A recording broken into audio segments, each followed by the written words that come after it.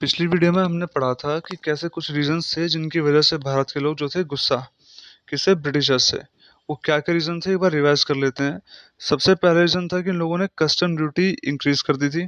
Custom duty में तो हम बताया कि कहीं भी से सामान जब इंपोर्ट करते हैं तो उस पर कस्टम ड्यूटी लगती है, मतलब टैक्स एक तरह का ये। दूसरा, उन लोगों ने इनकम टैक्स बढ़ा दिया था। एक तो वैसे इनकम नहीं थी और उसके ऊपर जो बची कुछ इनकम थी उसके ऊपर भी टैक्स देना पड़ता था।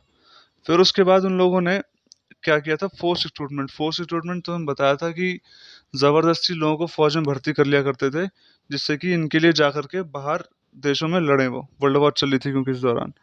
और नेक्स्ट था इसमें शॉर्टेज ऑफ फूड। कैसे? क्रॉप फेलियर की वजह से। क्रॉप फेल हो गई थी, इसकी वजह से फूड की जो थी वो शॉर्टेज होने लगी थी।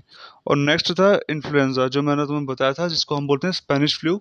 इसकी वजह से पूरे वर्ल्ड में बहुत सारे लोग मर रहे थे। लेकिन अगर हम इंडिया की बात करें तो इंडिया में ये सारे रीजन मिल करके एक बहुत बड़ा इम्पैक्ट छोड़ रहे थे इंडिया की लोकल पॉपुलेशन के ऊपर। ये रीजंस मैंने सारे कॉपी में लिख दिए हैं, मैं आपको इसकी फ़ोटो भेज दूंगा और आप अपनी कॉपी में नोट कर लेना। अब हम आगे चलते हैं। अब गांधी जी जब आते हैं, गांधी जी से जुड़ा हुआ एक बहुत बड़ा नाम है जिसको हम बोलते हैं सत्याग्रह।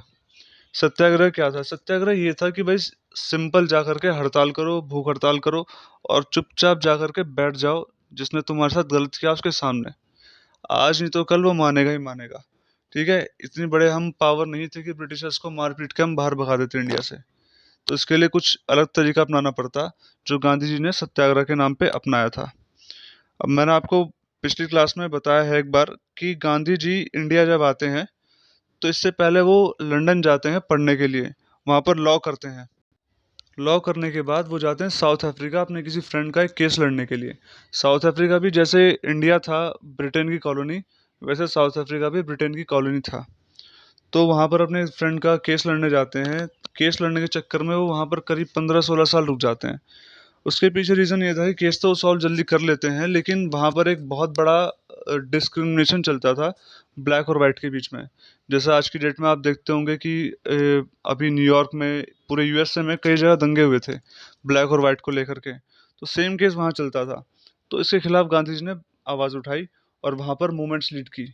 उसमें उनका सबसे बड़ा हथियार क्या था? सत्याग्रह। सत्याग्रह का जो प्राइम फोकस था वो था नॉन वायलेंस पर। आप लड़ाई करके, आप किसी को मार पीट के, किसी से बदला लेकर के उसको उतना जलील नहीं कर सकते हैं जितना आप सत्याग्रह से कर सकते हैं। सत्याग्रह में ये होता है कि आप चुपचाप उसके सामने बैठे हैं तो आज नहीं तो कल उसके अंदर जो कमी है वो उसे दिखती है और वो झुकता है। तो ये था पर्पस सत्याग्रह को अपनाने का गांधी जी के द्वारा। नेक्स्ट पढ़ते हैं, नेक्स्ट क्या है। अब गांधी जी जब इंडिया आते हैं तो ऐसा नहीं कि एकदम से बड़ी मूवमेंट स्टार्ट करते हैं। वो सबसे पहले बहुत छोटी छोटी मूवमेंट स्टार्ट करते हैं, जैसे होता है ना नेट प्रैक्टिस करते हैं हम क्रिकेट खेलने से पहले, बड़े मैच से पहले। तो वो भी ऐसे ही करते हैं। तो होता क्या है, जब महात्मा गांधी जी इंडिया आते हैं तो 1917 में वो चंपारण जाते हैं। चंपारण एक जगह पड़ती है बिहार में। आप मैप में देखेंगे तो बिहार, उत्तर प्रदेश और नेपाल के बॉर्डर के पास ये जगह पड़ती है चंपारण। इसमें क्या था कि इसमें इंडिगो प्लांटेशन हुआ करती थी। इंडिगो प्लांटेशन मतलब नील की खेती, जो घर में हम उजाला उजाला यूज़ करते हैं ना, अब तो ये सिंथेटिक बनते हैं, लैब में बनते हैं।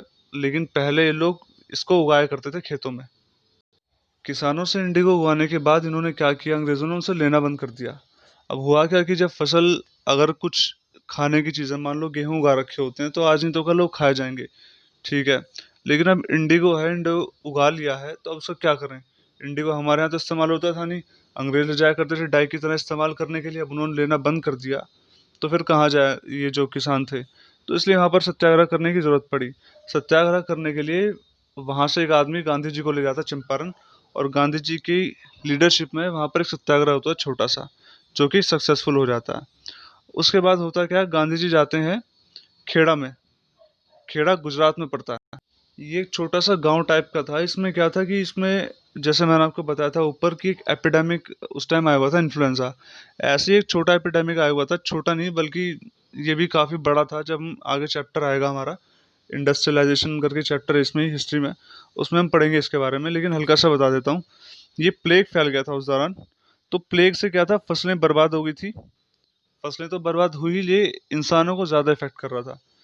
तो जो वर्कर्स थे, जो काम किया करते थे फैक्ट्रीज में, उनके जो परिवार वाले थे, सॉरी फैक्ट्रीज नहीं, जो खेतों में काम किया करते थे किसान, उनके परिवार वाले, उनकी फसल, उनके जो कैटल्स थे, इन सब पे प्लेग लग गया था, जिसकी वजह से उन्हें काफ़ी नुकसान हुआ।